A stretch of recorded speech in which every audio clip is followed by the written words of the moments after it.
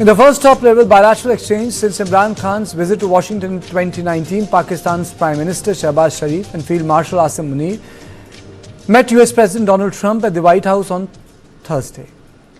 The closed-door talks at the Oval Office included US Vice President J.D. Vance and the Secretary of State Marco Rubio. Post-meeting photos showed Sharif and Munir exchanging views with Donald Trump. Trump was all smiles as he flashed his signature thumbs up, signed during a group photograph. Washington and Islamabad have reportedly agreed to move forward with a cooperation framework that combines security, economics, and strategic partnership. The two countries are likely to sign a comprehensive agreement for security and strategic partnership, a counterterrorism alliance, and investments in rare earth mineral extraction, and that may also include oil exploration. On the military front, Munir has requested the restoration of US-Pakistan military training and exchange programs, which were scaled down during the Biden administration. Not just this, a secret cryptocurrency deal between the World Liberty Financial, a firm backed by the Trump family, and the newly formed Pakistan Crypto Council has ignited speculation about the US president's geopolitical motivations. The firm is 60% owned by Trump's sons, Eric Trump and Donald Trump Jr. The timing of the deal, signed just days after the April 22, 2025 Pahalgam terror attack, raised eyebrows in both New Delhi and Washington. In the middle of it, the development is that Trump unveiled a fresh round of punitive tariff on a broad range of imported goods, including 100% duties on branded drugs, set to come into force next week. Our export form more than one-third of the drug consumed in the US, but most of these are generic medicines, drugs that are not covered under the patent and are cheaper than the branded versions. But the announcement may impact the market sentiment in the pharmaceutical stock. There is also a fear that future tariff measures could extend to generic drugs. The warming of ties between Washington and Islamabad comes soon after Pakistan inked its first ever formal defense pact with Saudi Arabia with the objective to strengthen joint deterrence and regional security. The bilateral statement said any attack on one will be treated as an attack on both countries. External Affairs Minister Jaishankar has highlighted terrorism as a sustained obstacle to global development. A persistent threat to development is that perennial disruptor of peace, terrorism. It is imperative that the world display neither tolerance nor accommodation to terrorist activities. Given the extensive networking among terrorists, those who act against them on any front actually render a larger service to the international community as a whole. As we confront conflict, economic pressures and terrorism, the limitations of multilateralism and the United Nations in particular are visible. The need for reforming multilateralism has never been greater. Colleagues, the international situation is today both politically and economically volatile. We, as members of G20, have a particular responsibility to strengthen its stability and give it a more positive direction. The sudden warming of ties between Islamabad and Washington is a big departure from the Joe Biden presidency. In his 4-year term, Biden didn't even speak over the phone to the Pakistan leadership. But Trump is hosting Munir for lunch and warming up to Sharif. So the big question is, how has Pakistan again become close to Oval Office? Are we back to 1971 when Pakistan was close to both Beijing and Washington? Despite Pahalgam, Pak has made diplomatic gains. Why? How did Islamabad balance ties with both Beijing and Washington while India is only left with a weak Moscow? Is India losing a leverage in Washington? What will be the defense implication for a warm US-Pakistan relationship? On this, I am joined by Professor Swaran Singh, Center for International Studies, JNU, and Major General Rajan Kochar.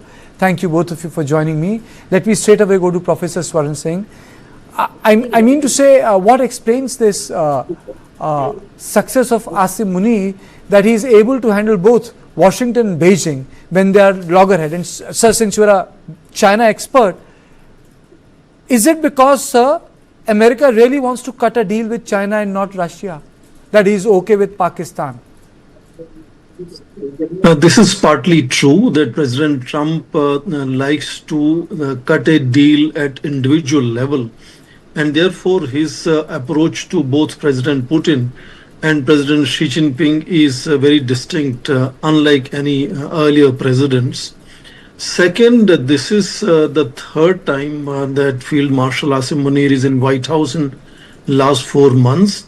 And I think the primary factor in that obviously is being one of the first ones to propose President Trump's name for Nobel Prize, giving him the credit. And the same ways now Prime Minister Shehbaz Sharif is also calling him man of peace.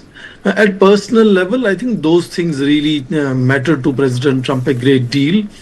Second, I think there are also what we call push factors, not so much pull factors, where President Trump's approach to Iran and more recently to India makes Pakistan relevant. And if you look at history, so many times, particularly in the initial stages of presidential terms, we have seen Pakistan becoming closer to United States.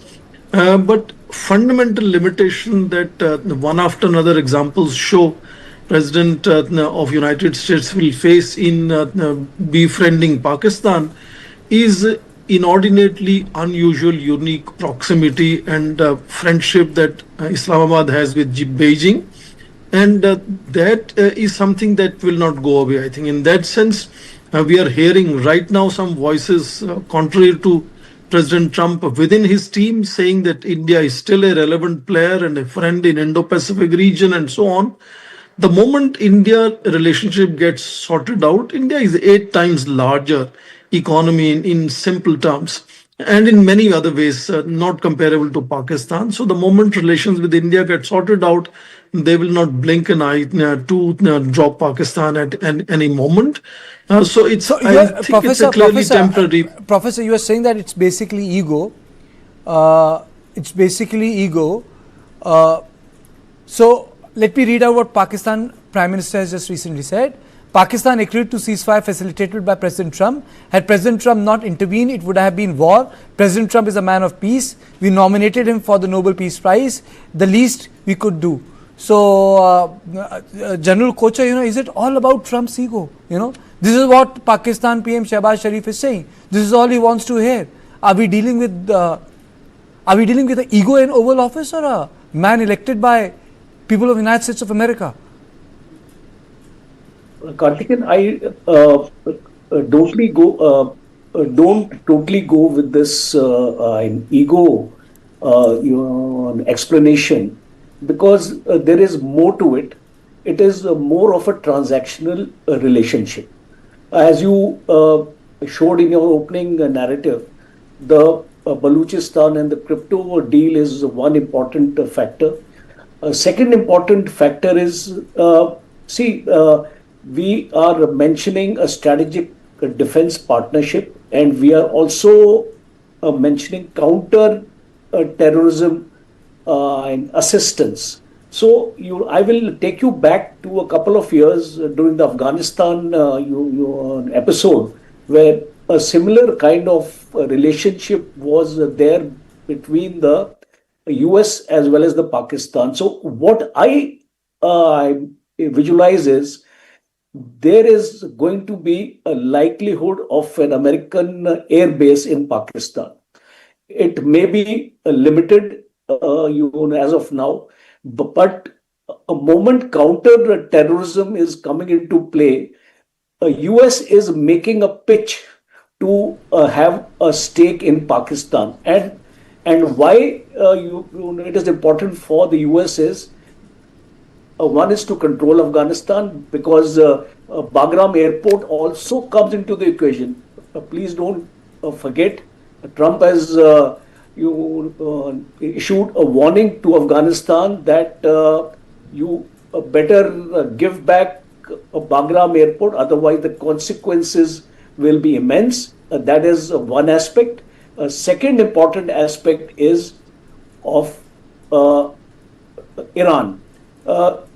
What I am actually seeing the sentiments of relationships between the US and Iran, it is not moving into a direction where Trump wants it to move. So he wants to have a countervailing force in Pakistan. And remember that Pakistan is a Muslim state.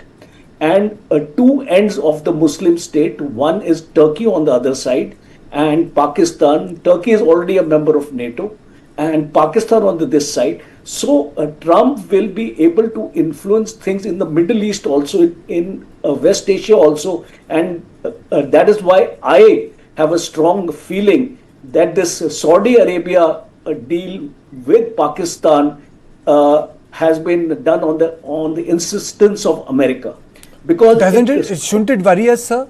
I mean to say, ultimately, whose interest does it serve? It's not serving our interest. No, it's not serving our interest. But see, look at Indo-US relationship. It is gone too deep for us to withdraw. From a military point of view, I can tell you certain alarming things, because we cannot withdraw from this relationship. Our Tejas Mark 1 Alpha requires a G4 404 engine. 99 of these engines were supposed to come to us.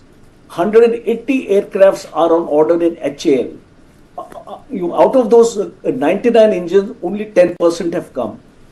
MiG 29 has been phased out. 2 squadrons have actually moved out. We are now left with 29 squadrons. We really have our backs to the wall, because we don't have an alternative to the jet engines. We may be talking to France, etc., but we can't go back on this contract. It is a contracted amount of 99, and it has been 3 years. America has just supplied a couple of engines to us. So our entire program, AMCA program, I'll also give you example of the AMCA program. 414 engines, 200 engines. We are trying to contract with United States. The entire 7 squadrons, which we visualize by 2035, are totally dependent on the United States. So you see, we are in a very, very serious predicament, because we have gone too deep into our relationship with the United States.